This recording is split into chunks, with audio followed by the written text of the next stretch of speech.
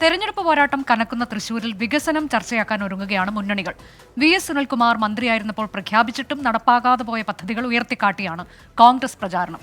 ഒരു ദിവസം ഒരു ചോദ്യമെന്ന നിലയിൽ 51 ചോദ്യങ്ങൾ സുനിൽകുമാറിനോട് സോഷ്യൽ മീഡിയ വഴി ചോദിക്കും. വികസനത്തെക്കുറിച്ച് എന്തും ചർച്ച ചെയ്യാൻ തയ്യാറെന്ന് വെല്ലുവിളിച്ച് LDF സ്ഥാനാർത്ഥി സുനിൽകുമാർ രംഗത്തെത്തി.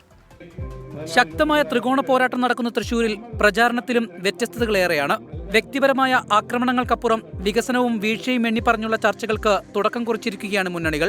ഇടതു സ്ഥാനാർത്ഥി VS സുനിൽകുമാറിനോട് സോഷ്യൽ മീഡിയ വഴി 51 ചോദ്യങ്ങൾ ഉന്നയിച്ച് രംഗത്തെത്തിയിരിക്കുകയാണ് UDF.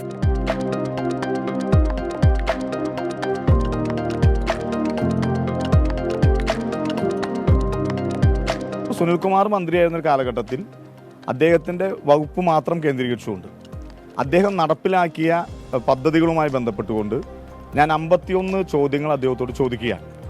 ബജറ്റ് പ്രഖ്യാപനത്തിൽ മാത്രം ഒതുങ്ങിയ വികസന പദ്ധതികൾ പാതി വഴിയിൽ നിലച്ചുപോയ ചുവപ്പുനാടയിൽ കുരുങ്ങിയ ഓരോ ദിവസവും ഓരോ ചോദ്യമായി സോഷ്യൽ മീഡിയയിലെത്തും. ഇത് ഞങ്ങളാരും കണ്ടുപിടിച്ച ചോദ്യങ്ങളല്ല.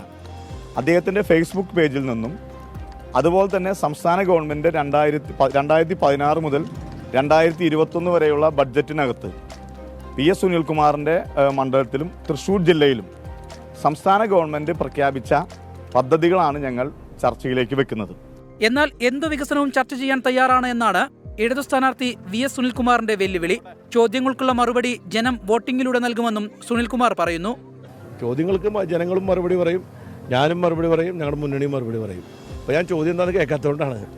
രാജ്യസഭാ MP ആയിരിക്കെ മണ്ഡലത്തിൽ നടപ്പാക്കിയ വികസന പദ്ധതികൾ ഉയർത്തിക്കാട്ടിയാണ് BJP സ്ഥാനാർത്ഥി സുരേഷ് ഗോപിയുടെ പ്രചാരണവും. ചുട്ടുപൊള്ളുന്ന ചൂടാണ് തൃശ്ശൂരിൽ, ഒപ്പം തെരഞ്ഞെടുപ്പ് ചൂടും ഏറുകയാണ്. വികസനം ചർച്ചയാകട്ടെ എന്ന ഒരുപോലെ മുന്നണികളും.